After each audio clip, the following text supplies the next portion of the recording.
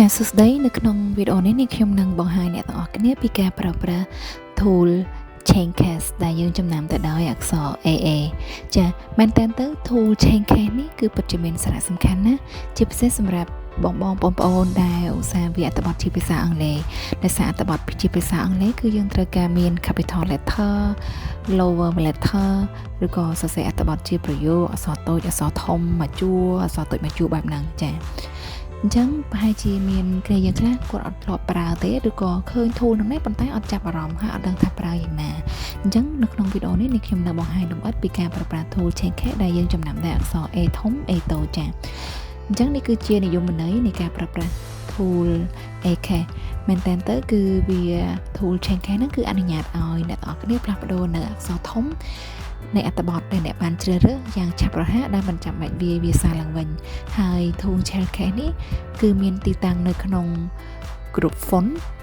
នៅក្នុងផ្ទាំង home ចាអញ្ចឹងនៅក្នុងអ្នកទាំងអស់គ្នាចូលនៅក្នុង group នៅក្នុង tab home បន្ទាប់មកចូលនៅក្នុង group font នេះគឺយើងមាន tool ជាច្រើនចាដើម្បីជ្រើសរើសយក tool Chaincast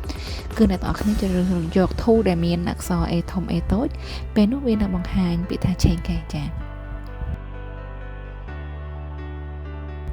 នេះខ្ញុំនឹងបង្ហាញពីរបៀបប្រើប្រាស់ដូចតទៅ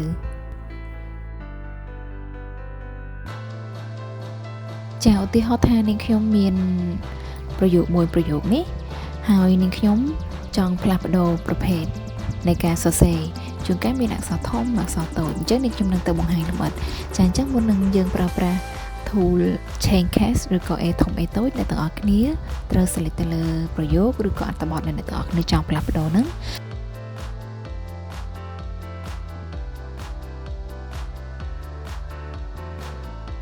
បន្តមកទៀតយើងចូលទៅក្នុង tab home នៅក្នុង group font គឺយើងមាន tool Chaincast A ធំ A តូចអ្នកទាំងអស់គ្នាត្រូវចុចនៅលើ tool ហ្នឹងមកបន្ទាប់មកនៅក្នុង tool នេះគឺយើងមាន5 option ទី1គឺ sentence cast ពេលអ្នកទាំងអស់គ្នាជ្រើសរើសយក sentence cast ពេលនោះអត្ថបទឬក៏ប្រយោគដែលអ្នកទាំងអស់គ្នានឹង select គឺវាមានអក្សរធំតែដើមប្រយោគមួយប៉ុណ្ណោះក្រៅពីហ្នឹងគឺជាអក្សរតូចទាំងអស់ការប្រើប្រាស់ tool ទី2គឺ tool lower cast ពេលដែលអ្នកទាំងអស់គ្នាជ្រើសរើសយក tool lower cast អត្ថបទឬក៏ប្រយោគដែលអ្នកទាំងអស់គ្នាបាន select នឹងមានតែអក្សរតូចប៉ុណ្ណោះចាទី3គឺ tool upper cast គឺជាការប្រើប្រាស់អក្សរធំមួយប្រយោគពេញឬក៏មួយអត្ថបទដែលអ្នកទាំងអស់គ្នាបាន select នឹងឯង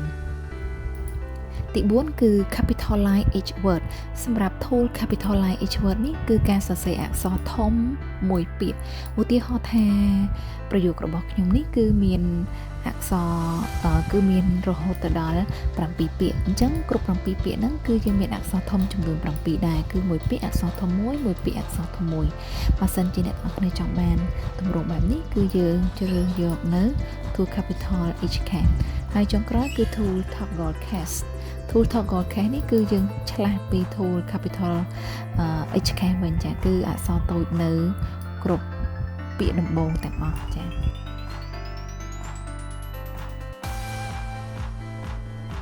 នេះគឺជាការប្រើប្រាស់ tool A ធំ A តូចឬក៏ Chaincast ដែលអ្នកទាំងអស់គ្នាតែងតែមើលរំលងចាអញ្ចឹងអ្នកទាំងអស់គ្នាអាចអនុវត្តទៅតាមអ្វីដែលអ្នកទាំងអស់គ្នាចង់បានចា